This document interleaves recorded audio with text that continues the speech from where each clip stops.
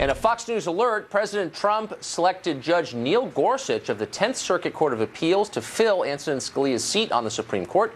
Senator Ted Cruz will give us his reaction to that in just a minute. Good evening and welcome to Tucker Carlson tonight. Also tonight, President Trump's temporary ban on refugees, one illegal immigrant who was opposed to it, is here to state his case. But first, back to the nomination of Judge Gorsuch. Less than an hour ago, President Trump had this to say. Today, I am keeping another promise to the American people by nominating Judge Neil Gorsuch of the United States Supreme Court to be of the United States Supreme Court. I respect, too, the fact that in our legal order, it is for Congress and not the courts to write new laws. It is the role of judges to apply, not alter, the work of the people's representatives.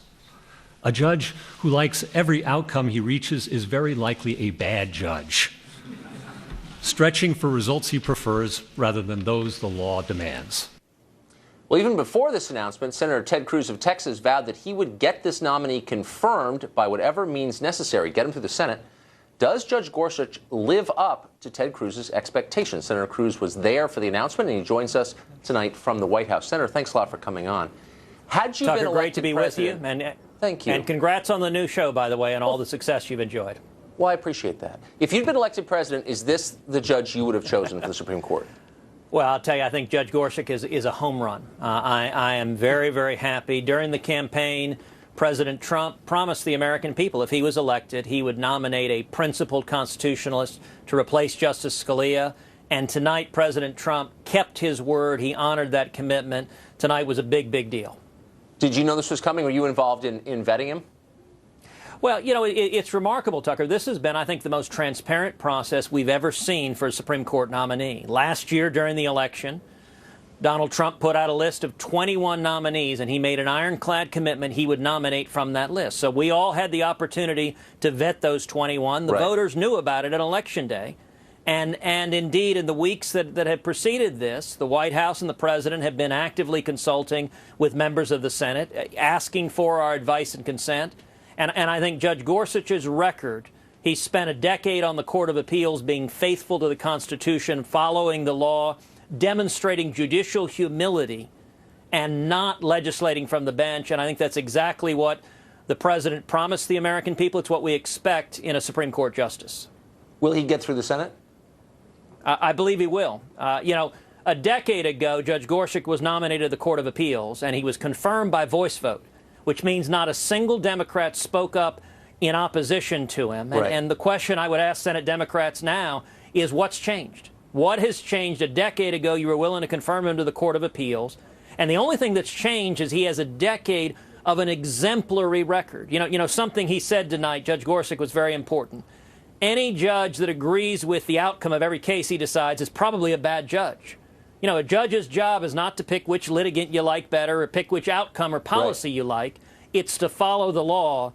And I've spent this week and last week reading many of Judge Gorsuch's opinions, and I think it reflects exactly that humility and fidelity to law that makes him a worthy successor to Justice Scalia. So you're advocating for him on the merits, which is great. Yes. But and I hate to ask you a political question, but I think it's meaningful. How exactly is he going to get through the Senate? Like, what's the scenario for that, do you think? Well, I believe he will be confirmed. I think on the record, his academic record, his background is extraordinary. You know, he is a graduate of Columbia, Harvard Law School. You know, he was a law clerk to Byron White, who is John F. Kennedy's only Supreme Court nomination. Was a Democrat himself, Byron White. And Judge Gorsuch's record is such that he has demonstrated the intelligence, the humility, the faithfulness to law, that I think Republicans are going to vote for him, but I also hope and believe a number of Democrats will as well. Those Democrats who were willing to confirm him 10 years ago, I hope that they will make the same decision now. Enough that he won't have to get through on a simple majority.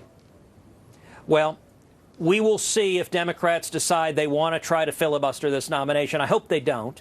I think that'd be a mistake for them to do so. But I'll tell you this, Tucker, one way or another, I believe the Senate will confirm Judge Gorsuch to the Supreme Court. The Democrats are not going to succeed in filibustering this nomination, and President Trump is going to meet his promise to the American people. This election was really a referendum on what kind of justice should replace Justice Scalia, and the Senate is going to help President Trump meet his commitment to the American people to have a principled constitutionalist on the Supreme Court. One way or another. Message received on that. So if he is, or as you say, when he is confirmed and joins the Supreme Court, what practical difference will it make? Can you name a couple decisions pending before the court and how you think he'll rule on them? Well, the justice he is replacing is Justice Antonin Scalia, who was truly a lion of the law, was an extraordinary conservative, was someone I knew and respected personally. And I believe that Judge Gorsuch is likely to follow in the pattern of Justice Scalia, following the law, vigorously defending the Bill of Rights, our fundamental liberties, whether religious liberty, whether the Second Amendment, whether our basic rights protected under the Constitution. And so what that means is it will maintain the balance of power on the Supreme Court. If Hillary Clinton had been elected and a liberal judicial activist had been put on the court, we would have lost much of our fundamental religious liberty. We would have lost, or at least it would have been, our Second Amendment right to keep and bear arms would have been greatly imperiled. Principles of federalism would have been in danger. I believe, based on his record, Judge Gorsuch will respect federalism and separation of powers that were reflected in the Constitution. And, you know, I'll tell you a quick story, Tucker, that I just shared with Judge Gorsuch. When Antonin Scalia was nominated to the Court of Appeals and the FBI was doing the background check, Scalia got a call from his family priest back in New Jersey.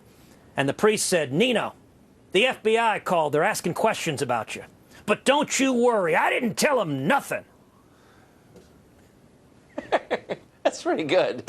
So I think a lot of conservatives, certainly the ones who are voting for you in the primary, but even ones who didn't, look to you as a good judge of judges.